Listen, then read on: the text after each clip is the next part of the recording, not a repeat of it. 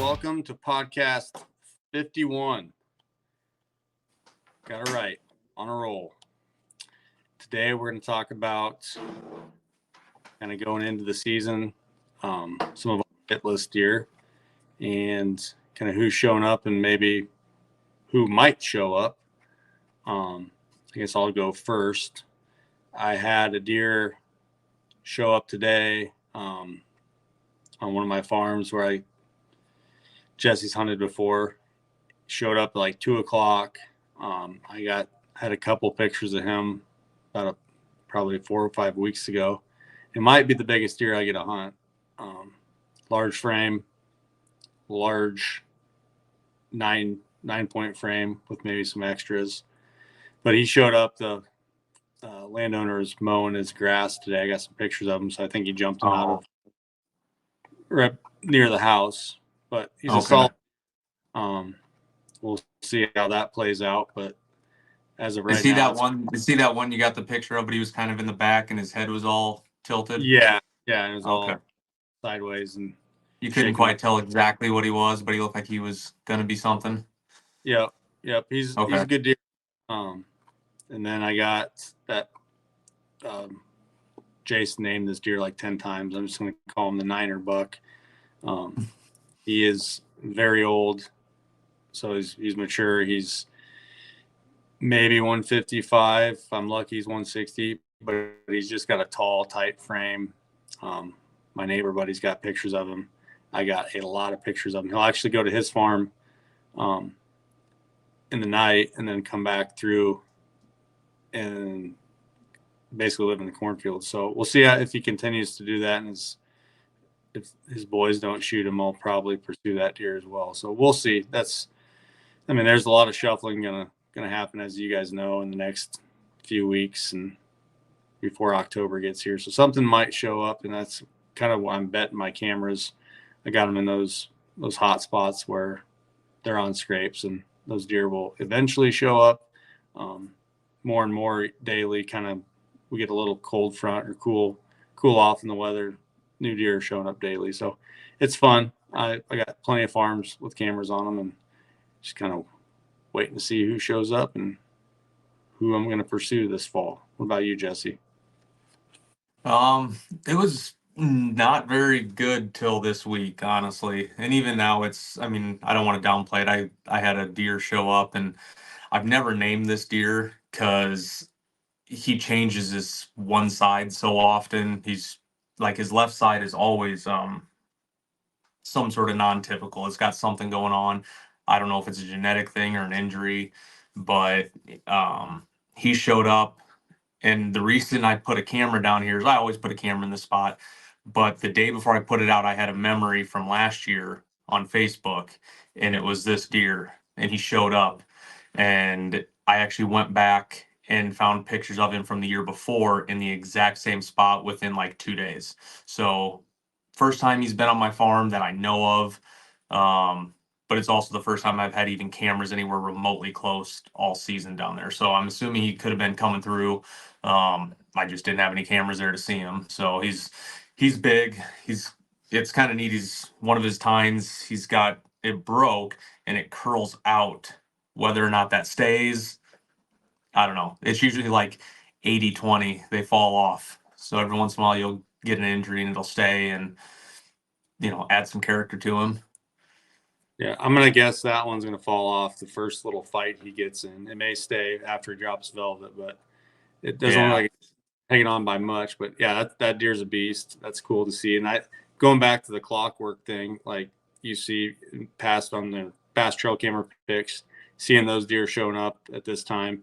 And that falls in the deer season, really.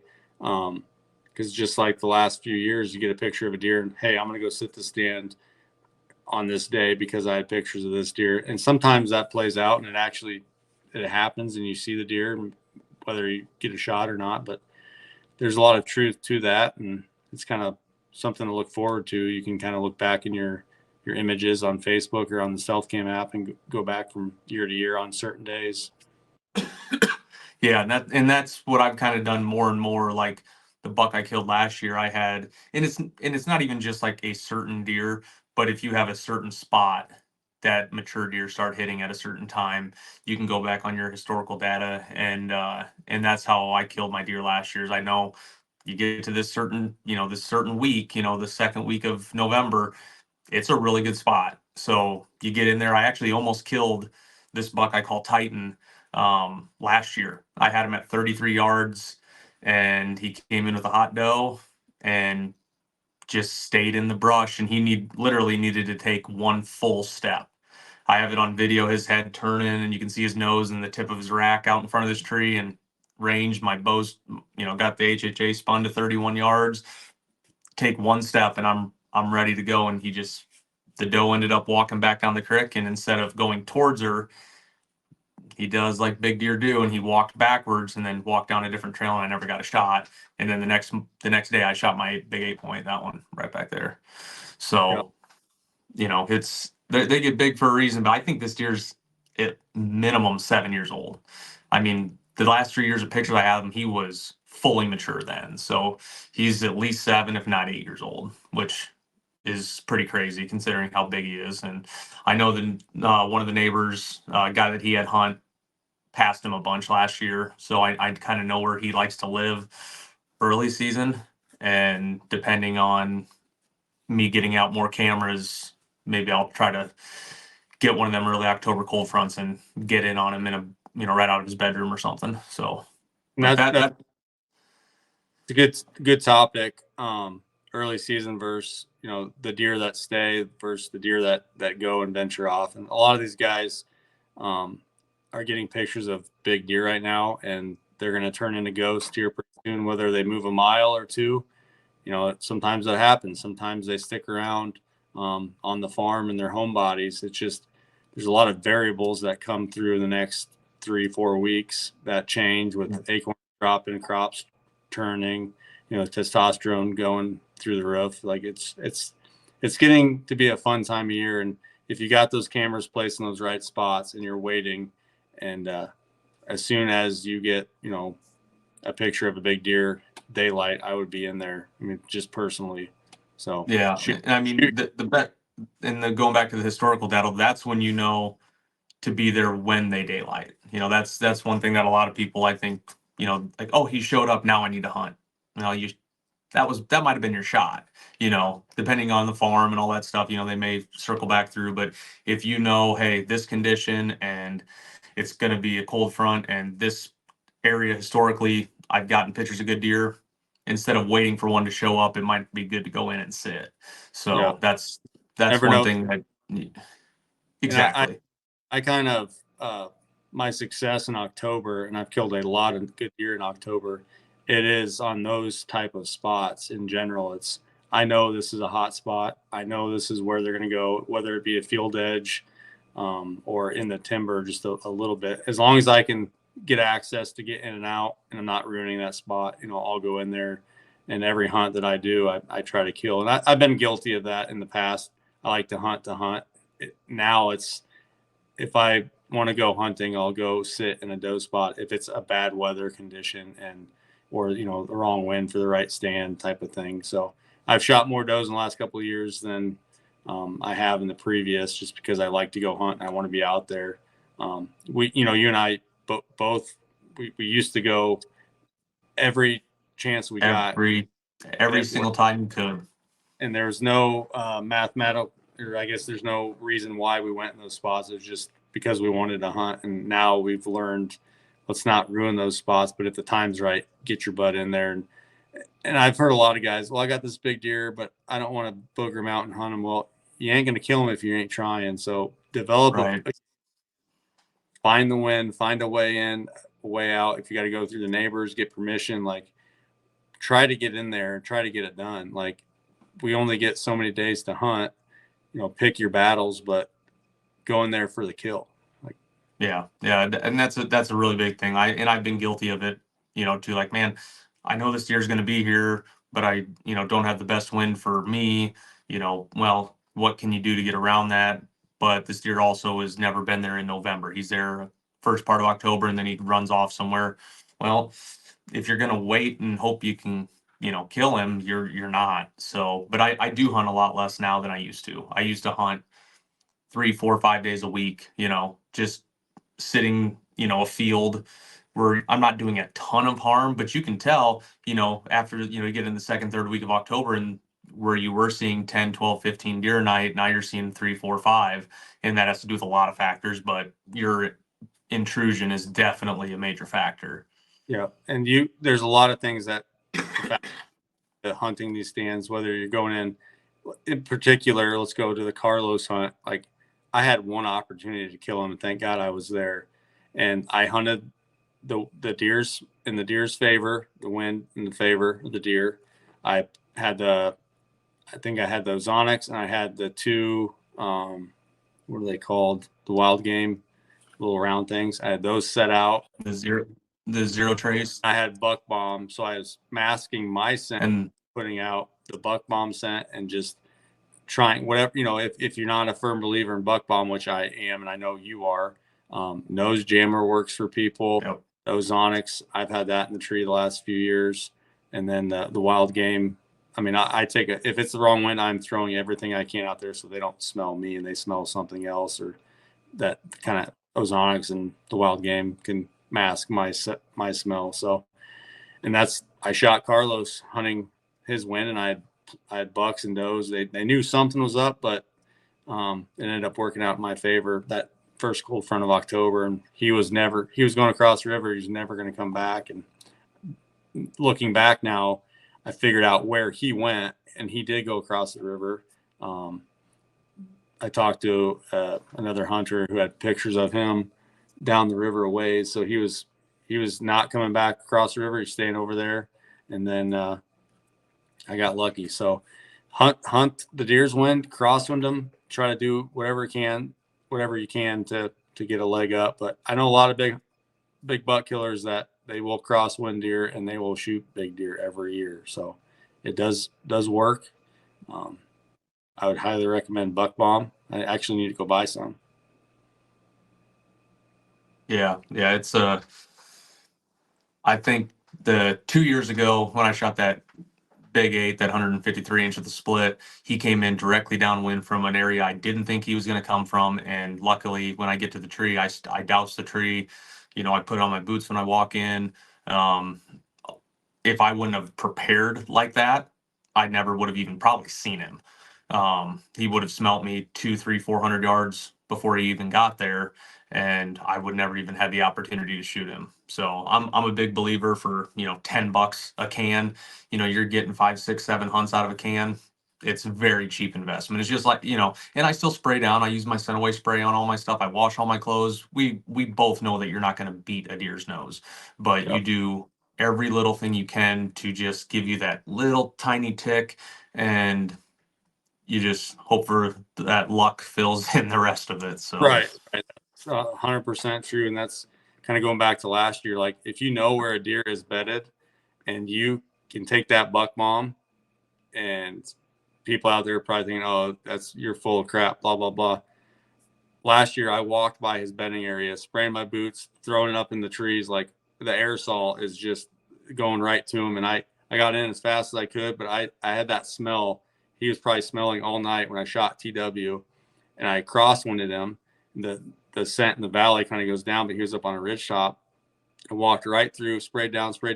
But when I was in the stand, I was hitting that every, it was probably like 10, 15 minutes, just kind of giving it a puff in the tree just to get that's try to cover my scent. And hey, it's worked. Yeah. Yep. And some people may, just like everything else, some people will say stuff doesn't work, but it works for somebody else. Whatever works for you, because confidence is such a big thing. And that's what I go off of is, everybody's got their own thing. They'll swear by this broadhead, that bow, this camera, that scent. Whatever boosts your own confidence, go with it 100%. Because if you have doubt in your head when you're going in, you're gonna screw something up. And I've done it. I've taken bows out to the field where, the day before I was shooting, and at 30 yards I was shooting a group like this, and in my head I'm like, what's wrong with the bow, what's wrong with the arrow, what's wrong with the broadhead? But then a week before that I was doing hitting that at 30 yards. It was just me that day. but I wasn't confident. And, it was in my head. Luckily, nothing happened that time. But yeah, it's a big part of it. But I only got maybe a couple other deer that I have one on my farm that's probably 6 years old, big typical 6x5, and he's my number one on that. And he's so sporadic right now, about once every 2 weeks, every 10 days. He'll make one loop through in the morning, but he's feeding about 600 yards away in a 400-acre bean field. So, I mean, I know where he's at. There's no reason for him to be on my farm right now. My CRP just got mowed, so it's 6 inches tall. The clover's there, the brassicas are growing, the greens are, everything's growing. And I know eventually if he makes it through, youth season and early season, he shows up about the 15th or 16th of October every year. So that's the scenario where you're going to, hey, I'm going to go sit here tonight, and hopefully he shows yeah. up. Yep, because a lot of times that late October, I was getting pictures of him like at dusk on multiple cameras. So he was hitting that clover plot the last 5 minutes of light, and all it takes is it being 10 degrees colder and him showing up 3 minutes earlier, and it's over. So There's a scenario too where you've kind of went out of your way, and you have, instead of hunting in a stand, you got two more options with your blinds, and you have a hawk office, and then you have a new Muddy Steel Bull XL steel sided blind that you can get away with some of that stuff where in the past you couldn't. So you kind of right. increase your odds there. And who knows, maybe your story will play out and you'll go sit there October 15th, 16th, whenever, and you'll get a crack at him. And I hope you do. That's a really cool deer. I would fair to guess he's close to the 70s. Is that pretty accurate? Yeah, he doesn't have a lot of mass, but he never has. But man, his G3s are 12 plus. They're big. He'll be in that 70 to 75 range, I would guess. Because the last picture I got of him, he was shrunk up. I would guess that he will be my first hardhorn buck I get on camera. He could be hardhorn right now. There's a few guys getting him on camera, all cleaned up. So I got one. I want to say this past week, either Monday or Tuesday, just a little guy, but he was no velvet hanging off him. And showed a picture to Jason. He's like, I don't want to shoot that one. It's too small. I'm like, come on, dude. You're not going to be picky on your first buck. So we'll see how you see this plays out. But I'm hoping to get him his first years. That's my goal this year. So right, yeah, I think that food plot where the earth pond is, that's just money. yeah, it's cool to see how many deer plus other wildlife come out and hit that plot.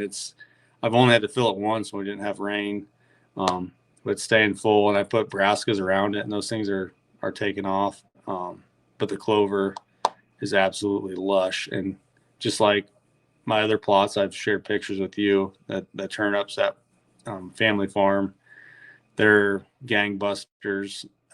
We did everything right, planted and fertilized, and it's going to be exciting to see the family hopefully harvest some deer off of there. So we got a hawk or a muddy blind that we got to get up.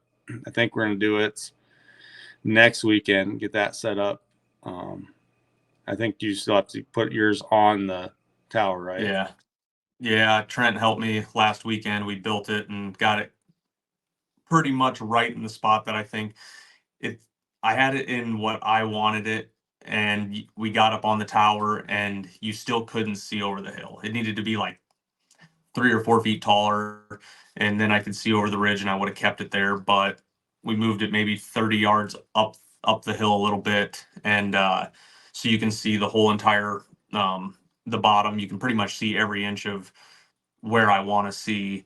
So I need to level it out a little bit and then get it all sunk into the ground, and then get a hold of somebody to help me put that blind up on top and get it bolted in and get them used to it. So I mean, really, it's the 22nd of August. We're like a month away from youth season, so I'll be pulling the fence on my beans here in the next 2 weeks. and get that open so the deer will get used to that, and we'll be good to go. Yeah, I'm excited to see all the hardhorn pictures coming through Facebook here in the next couple of weeks. It's an exciting time with the acorns falling. It seems like a lot of stuff is a week or two ahead of schedule than even last year. And I say that, I mean, like my plum trees are, my plums are already done. Usually those are early September. And I'm on the mower. It's cold out in the sweatshirt picking plums, eating them. But this year they're pretty much all dropped. And Oh, okay. so, and then who knows, the corn could come out by mid-October. We'll see how that plays out, but it's going to be exciting fall. A lot of guys have big deer on camera. That doesn't mean much now, but there's in a lot of the states that we have guys, they're all chasing or have opportunities to chase some really large deer. So it's going to be cool to see those stories and where they end up. So, Yep, I'm excited. well, I guess we'll keep this short and sweet. If you guys got any trail cam pictures, want to share them with us, we'd love to see what you're getting yet this summer before the scramble happens, and hopefully a few stick around for you. And we appreciate you. Get some other ones. Get some new ones coming in. The nice thing about pictures now is those deer are alive. Yep. So they're alive. So there's a chance. I'm banking on the one deer that I hit last year. I'm hoping he's still kicking, and I hit one high and hit a branch, and he made it through season. I know that. I'm hoping he's around, didn't get hit by a car or something, but he could be large. We'll see. It's Iowa. You never know what's going to show up. Yep. Those deer that are 3-4 years old all of a sudden get a little bit older and maybe bump over a ridge, and you're like, oh, where'd you come from? Well, he's been there the whole time. He just didn't realize it. So we will be making a post on our social media in the next week or two about the giveaway for the number 50 podcast. We mentioned it a little bit last pod, but we're just working on getting all the stuff together, and we'll make one big post, and that'll have all the information to get you lined up to win. So right in time, right before deer season. It'll be a lot of. You want to mention what we're going to give away? Yeah, we're going to do. Oh, excuse me. We're going to throw a cell camera in there. I got a Wild Game Encounter 2.0, which I personally absolutely love that camera. It's my second favorite camera next to the flashback. Going to throw one of those in. Going to have a pack of Beast broadheads. We'll throw in some Outdoor X stuff, some Buck Bomb, just a couple other things, some camera mounts, a little bit of hodgepodge from a lot of our sponsor stuff, and hopefully, give them a little bit of love, and you guys can get a chance to win a nice little care package. Are we going to sell any of the decals? I know you got a bunch of them in. Are those? Yeah, we can sell decals. We got a couple. Let me see if I can find them both. All right. So these are. Put them a little. There you go. And we're going to put in giveaway. Yeah, we'll throw some of these in the giveaway. If you want one of these decals, they're not that big. These are perfect for like water bottles.